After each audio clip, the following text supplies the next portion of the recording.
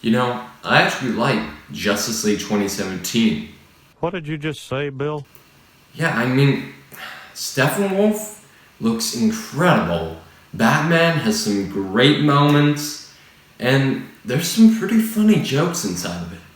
Joss Whedon really knows how to put on a great show.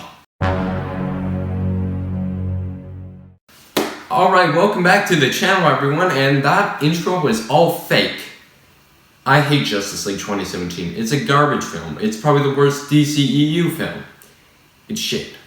Anyways, Zach Snyders Justice League just came on HBO Max, and it's the real deal. This thing is, whew. I really want to talk about this one. Before we get into this, I just want to say sorry for not reviewing like Chaos Walking Cherry, Tom and Jerry, Raya and the Last Dragon. Didn't get to review those ones, but they are in my letterbox in the description to this video down below, so go check them out. Let's get into Zack Snyder's Justice League. Now, before we get into it, I just want to talk about what this is. So, if you've been living under a rock your whole life, Zack Snyder's Justice League is Zack Snyder's original take on what Justice League would have been. He had to leave, like, right at the get-go because one of his family members died, had to take care of his family in that time.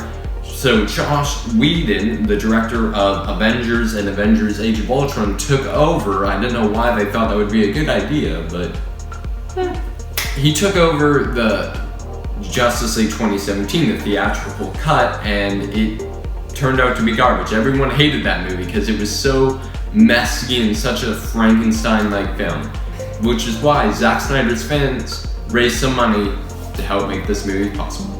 Anyways, let's get into the good about this film. I just want to talk about some smaller things before we get into the bigger stuff about this film that I really like.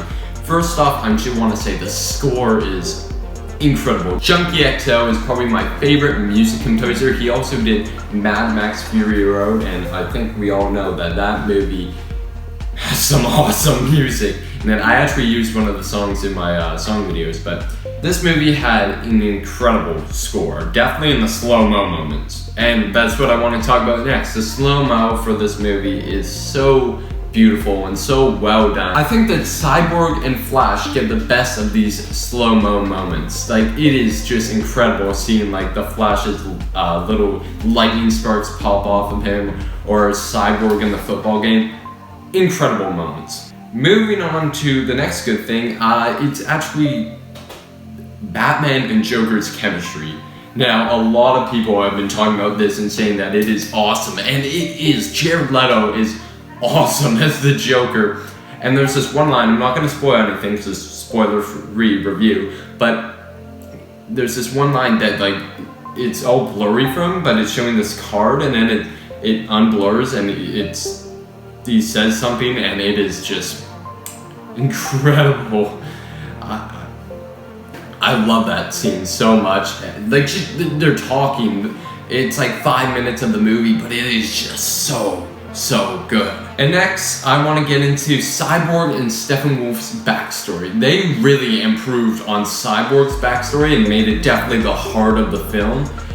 And then they made Steppenwolf's backstory, but Steppenwolf, you know, doesn't have the best backstory, but it does definitely improve over the original Justice League movie. And I mean, seriously, like, this guy is actually cool in this movie. And the other one, he looked like Shrek or some shit. But in this one, he looks absolutely incredible. I love him in this one, but he's definitely not my favorite villain, but he's really good. Like, he's like in the great tier. And Cyborg, yeah, they really improved on his backstory, like his whole family. It's just incredible to see what happens in this movie with Cyborg. And that brings us to our next and last thing about the good is the story. They really improved on the story about this film. It is just so good. It's like 4 hours long, this movie. So you're probably going to want to do 2 sittings, like 2 hours and then another 2 hours. Stop at chapter 4. But it's just so incredible how much more story is involved in this movie. At the start, even with like the Batman v Superman flashback, it just makes even more story to Batman v Superman. It's incredible what they were able to do with this movie. and giving everyone like more of a backstory. Like the Flash has more of a backstory. Like he's still similar, like very similar to the other one, but just a little bit more backstory to him.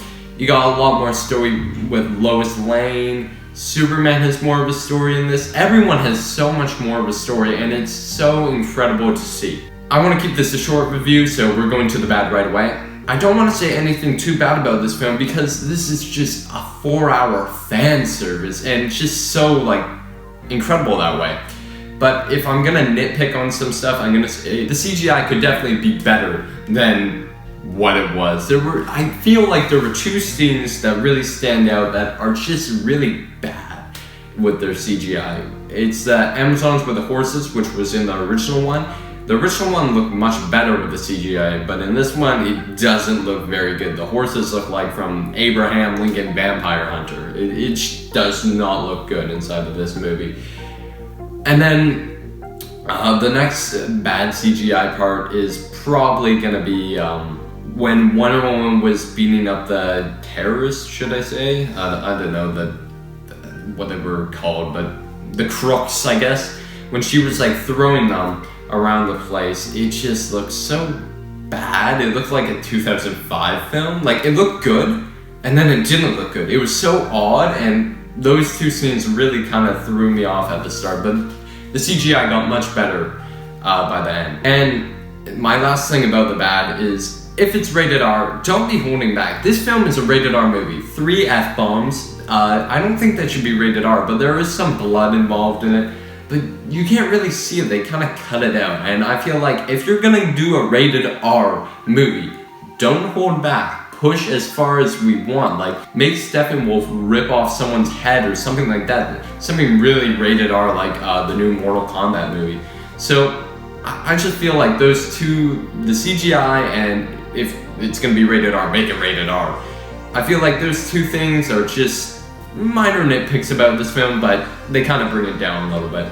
But moving on to my score for the film, I would give this movie a 90 out of 100. Now this film is a must watch. It is incredible at some moments, and even if you're not into like Justice League or the DCEU, even if you're a Marvel fan, watch this movie. It is incredible. This isn't just like a really good comic book movie. This is a good movie. Anyways, thanks for watching. Please subscribe, leave a like, and tell me what you thought of this movie down in the comments section.